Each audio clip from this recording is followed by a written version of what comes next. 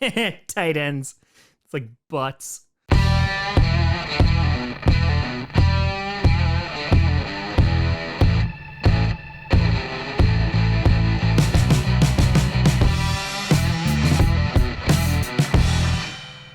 Grossi Posse Packer Nation. Welcome to an episode of Packcast, the podcast where you don't have to do Packers fan, but it sure does help. I'm your host, Tom.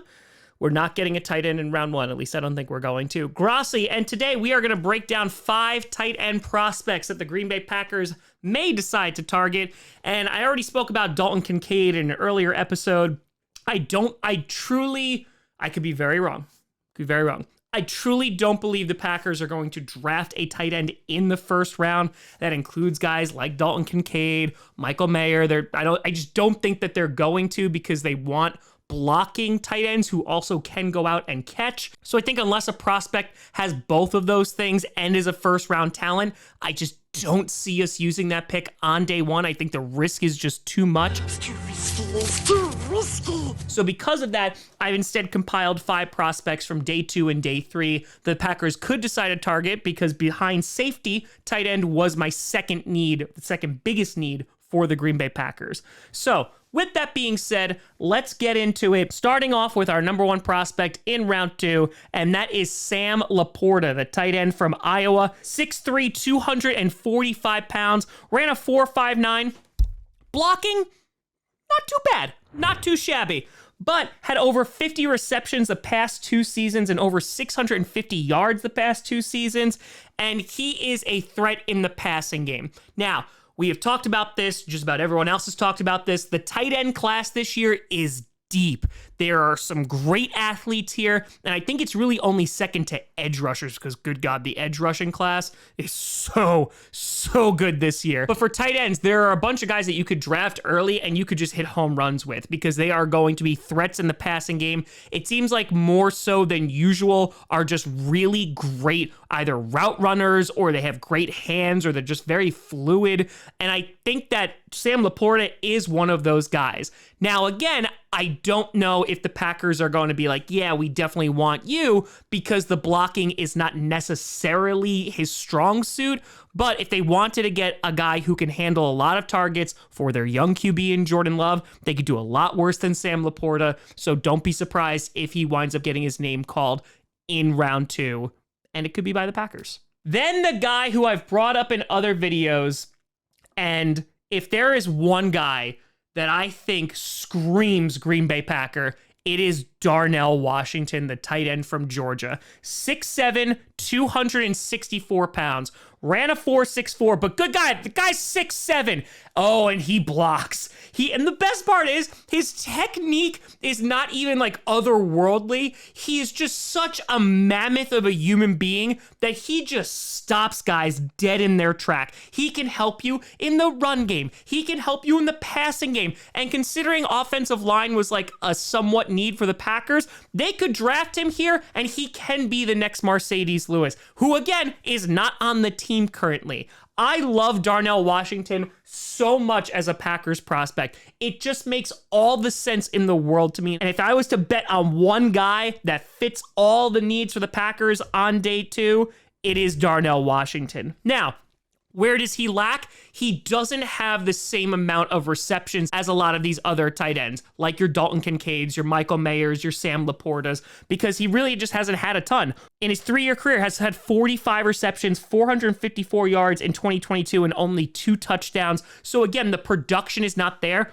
but he has good hands, and he can make plays in the passing game. So he is a huge target, again, 6'7", for Jordan Love. He can help block along that offensive line, and it just makes all the sense in the world. It replaces Marcedes Lewis. He's a young guy, and you could just plug and play and just go to town. So yeah, Darnell Washington is 100% my biggest draft crush for the Green Bay Packers. He makes so much sense, and honestly, if he doesn't get called on day 2, I'm legit going to be surprised. Then another prospect who I think could go in the second round, but could go in the third as well, is Luke Musgrave, the tight end from Oregon State. 6'6", 253 pounds, another big guy. Ran a 4.61, so slightly faster than Darnell Washington.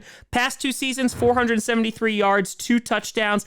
Played 12 games in the last 2 years, so just hasn't been on the field a ton. Runs good routes and seems to have good hands, but the problem with Musgrave is just there's not a lot of tape on him. Now, the tape that's available, I love what I see. I think that he could be a threat in the passing game. Pretty darn good blocker as well. Again, really good build. It's just there isn't a lot there. There's more tape for Darnell Washington, and while I think maybe in the passing game, Musgrave could be a little bit of an upgrade, I think that Musgrave as a whole can still do very well for the Packers, fulfills a need. They get a good blocker. He's a big guy and can fill in for that position, but I do like him in round 3 just because of the lack of tape. There's a little bit more risk associated with him, so because of that, I'm still going with Washington over Musgrave, but either one would be great. Then, starting to get into your day 3 picks here, though I could see him going in the 3rd round, you got Luke Shoemaker. Great last name. The tight end from Michigan, 6'5", 251 pounds, a little bit smaller than the 2 guys we just mentioned. Ran a 4.63, so right around the same speed. Good blocker.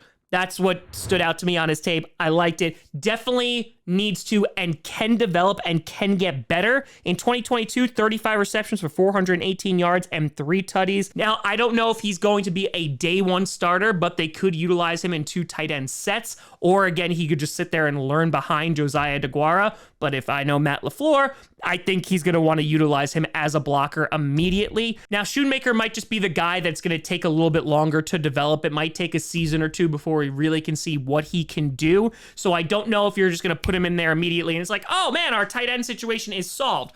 But, and I will say, there's a big but, we are talking about tight ends.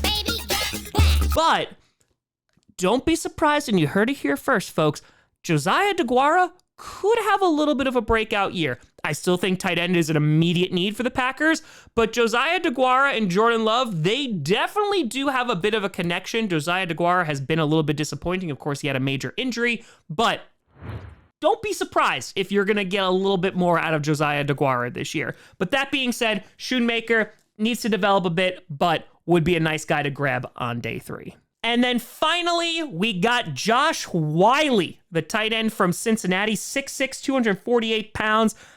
Pretty darn good pass catcher. Another guy that is definitely going to need to develop. But the thing that stood out to me is he really was just utilized as a safety net for the QB, in which he was just there, you dumped it off, oh, nobody else is open, go through your progressions, there's Josh Wiley. And he's 6'6", so he's a little bit hard to miss. Over 300 receiving yards the last 3 seasons. He has 15 touchdowns total, only 3 touchdowns in his last season in 2022.